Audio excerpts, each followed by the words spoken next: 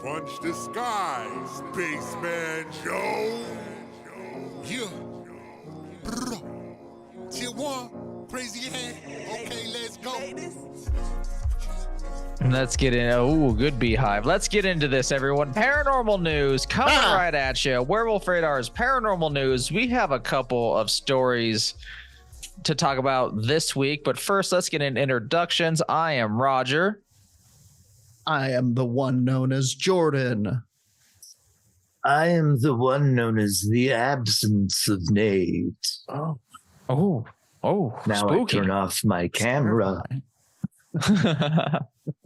And this week, I have two stories. The first comes to us from Reddit, and you might have seen it all over the Twitter sphere and whatnot. We're going to be looking at this jellyfish video. This thing is all over the place. It's technically from 2018, but it is having a moment, y'all. It's back.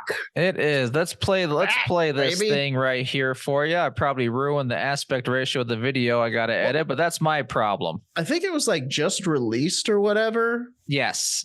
but it was filmed in 2018, supposedly in what, Iraq? It's on a Arabic. military base. I Yeah. forget where it was. It looks on like FLIR. the drone from Star Wars It does. 2 Yeah. Return to Ice Absolutely Planet. looks like the interrogation It's- drone. Fully, Yeah, the interrogation drone, the search drone. It looks like the thing on Hoth. Yeah, yes. But also that interrogation drone. yeah. I don't know what I think about it. It is stabilized, so it looks like it flies a little bit fake, but that is because the video is stabilized to really like allow you to focus on it. So Jordan's right. There is movement, like independent movement. It is Yeah. like turning or like moving what seems to be operable arms or legs. you can see in the one on the right, for those of you watching the video, the one that says 4x On the YouTube. boomerang and sharpen. Can you play it again, Raj? Let's play it again. The one on the Play it right, again, it looks Sam. like it's swiveling slightly from side to side, almost like it's scanning or something. And that's a boomerang. It's going back and forward, but you can see kind of a change in the parallax or whatever. Yeah, it definitely, the opacity Yeah. is Yeah. significantly different. I mean, at a certain point, it seems like it goes blank almost. It seems to be shifting dimensions. I'll throw out there. I'll go wild with the news. I'll be the crazy one. Is it an interdimensional probe? Why not? Well, it's important to note that they're filming this through a FLIR camera, which is like a heat sensing camera. So it might even just be changing temperature. Right. Some people say that it is something on the lens, a splatter of bird turd. Or that is what I perhaps- was kind of a believer of, what I've first been seeing it, but Jordan has been winning me over. I was big bird turd proponent. Bird turd, blot of mustard. There's more of gravy than of grave about it. Yes. Kind of thing.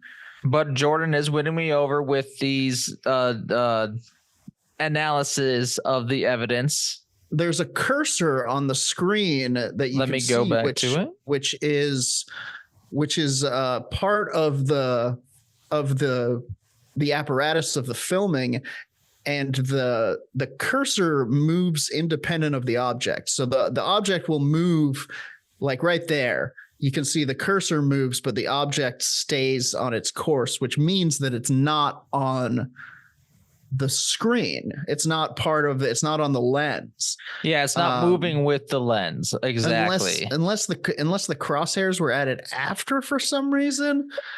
From what I understand of this, you would have crosshairs on there just naturally from it. Yeah, I do believe. Just for like demarcation purposes. It does fly in a very, very straight, steady line, which does lend it a feeling of like unrealness. Yeah, as you said, this has been stabilized, so like it's moving Yeah. up and down on the horizon. It's Like it it's is a little moving some bouncy. great amounts. It's a very fascinating photo. I don't know what to make of it. I used to be on Team Bird Turd. I'm kind of being won over to Jordan's team. Nate, your opinion? I do not think it's a smudge on the lens. That's for sure. Yeah, I'm on team. There's too much weird decolorization. Like, and there's a tiny bit of movement. Yeah. I'm currently on team. What the fuck is that? Which is not a bad team to be on. It's right in the middle, and you're open to evidence on every side. You're just like, what is it? I've heard people say that it looks like somebody in one of those jetpacks, one of those military jetpacks that has some sort of cloaking capability, which we know that they're now messing around with cloaking devices and capabilities and such. Whatever it is, it's fucking interesting. It's got me thinking, you know. I did initially think that it might have been a jetpack situation. Yeah, but it looks so jumbly. I don't know. It looks too still to be a person. I think if it was a person on a jetpack, because they have those like arm pieces for like steering, and I feel like those would be moving. They'd be looking at their phone. I don't think we have jetpack technology like that, and if we did, we would have people signing up for the jetpack crew, and they would be all filming awesome army ads of like, join the jetpack crew. There are I mean, jetpacks. We sort of do. Yeah, there was the guy that was seen over LAX. No, I'm talking a jetpack crew to where like they are flying successfully all the time in formation. No, you're right. The current jetpacks that we have are more useful for like a big long jump than any kind of consistent flying surveillance like this. Just from a fuel standpoint, we don't have enough to keep somebody aloft for an Have you ever seen this would have been from I don't know, the early 2000s at some point. There was a guy, I want to say he was like German or Swiss or something, and he's wearing a squirrel suit and he has rockets attached to his ankles, and he jumps off of a hot air balloon and soars on with the squirrel suit in a straight line, really not moving very much. And he's getting up to 100 and something miles an hour. Yeah, but how do you land that? There's no way you're sticking that landing. He does. The squirrel just suit, fine. You can just kind of zoom down and then up and then kind of drop. Does he? You just got to Mario it? Yeah, squirrel suits are crazy, man. That's a good point. People will like jump down the sides of mountains and. But that's like that video of the dude like shooting through the little hole. Yeah, no, he's talking about insane, man.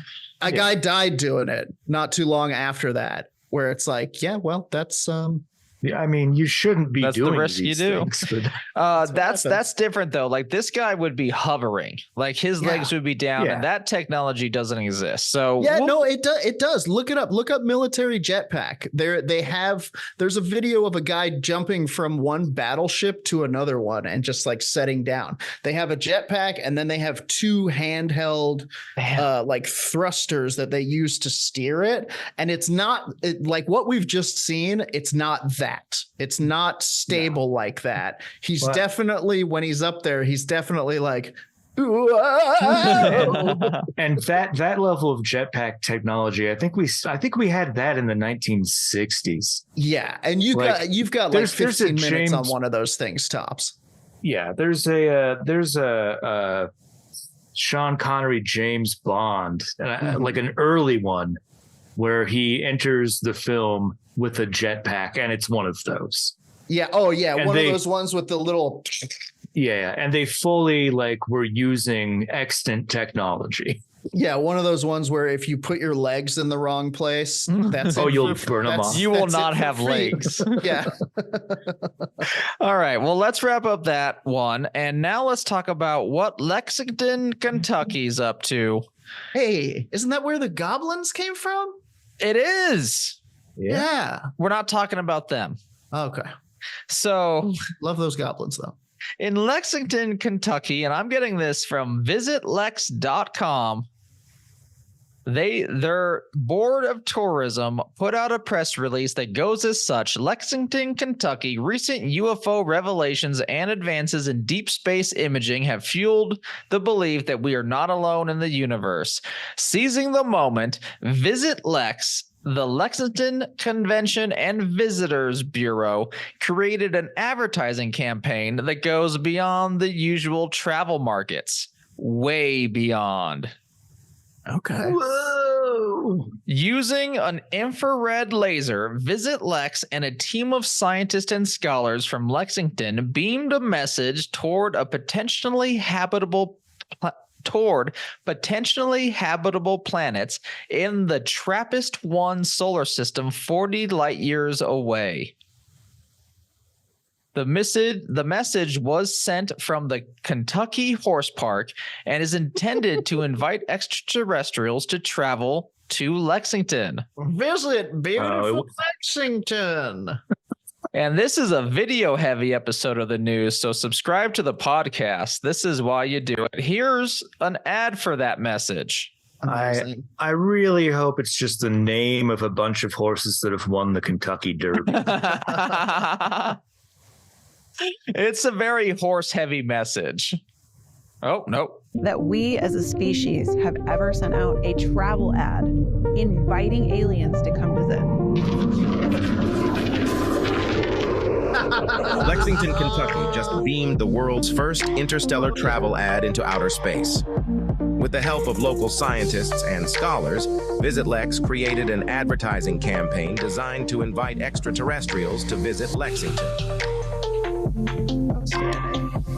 They're all so proud of themselves. I love everything about them. I like how horse heavy it is.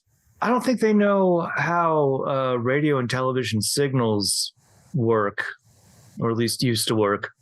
We've been beaming ads into space for a good long while. But Nate, never for Lexington. Yeah, never for Lexington, Kentucky.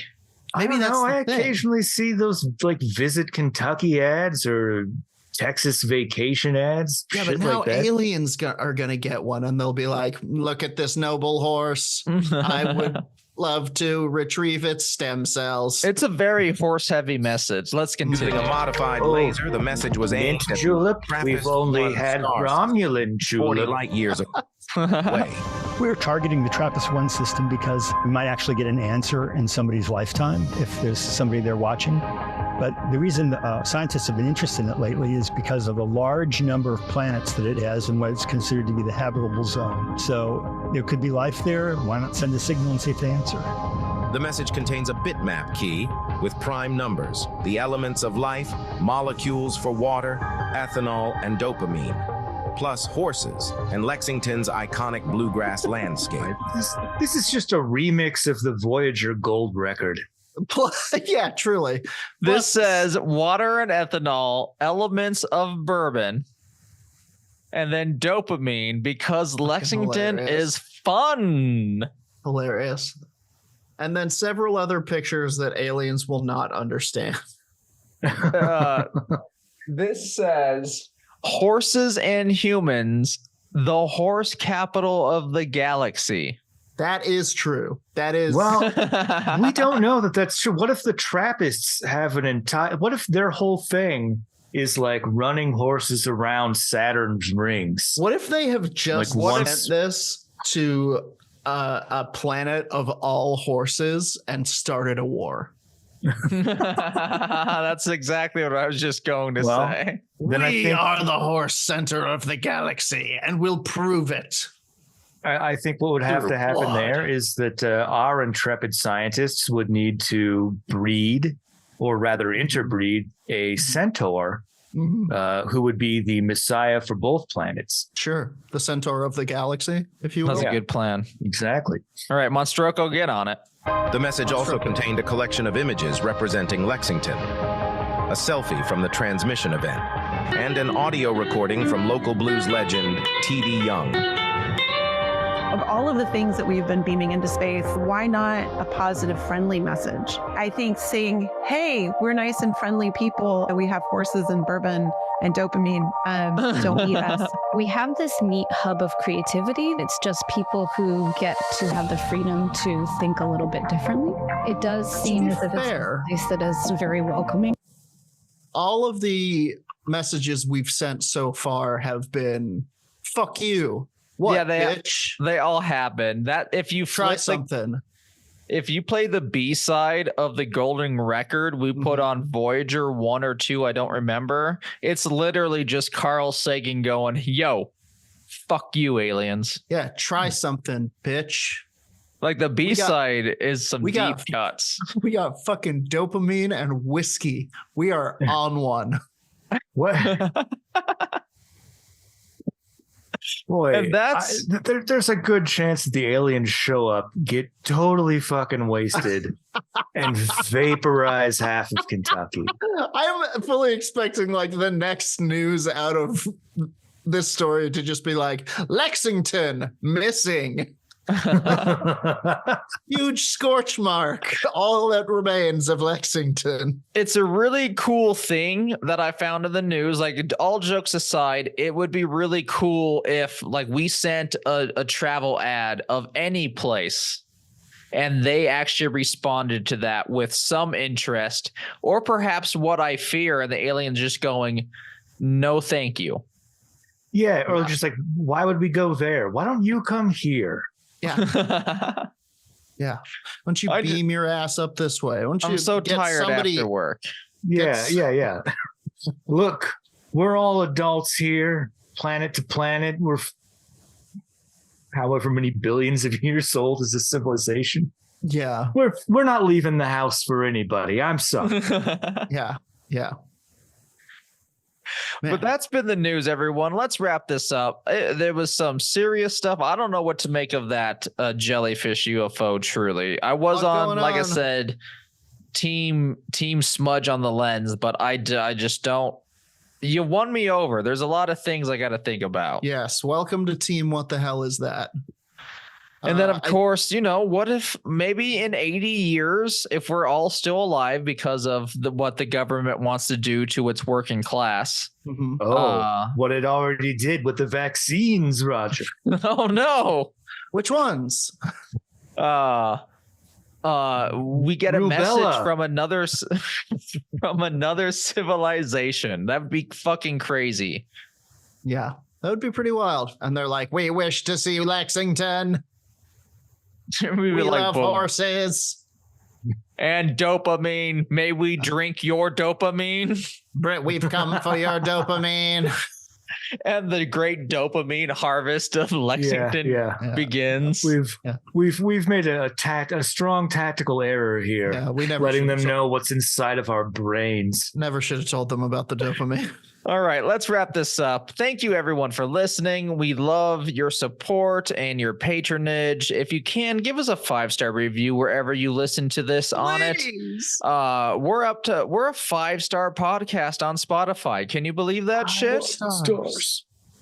So thank you very much for that. Maximum amount of stars you can have. Thank you, all the new patrons. We hope that you're two gonna more like than the best Michelin. Mm-hmm. Damn straight. Don't give us a 1-star rating as a joke. We will hate you.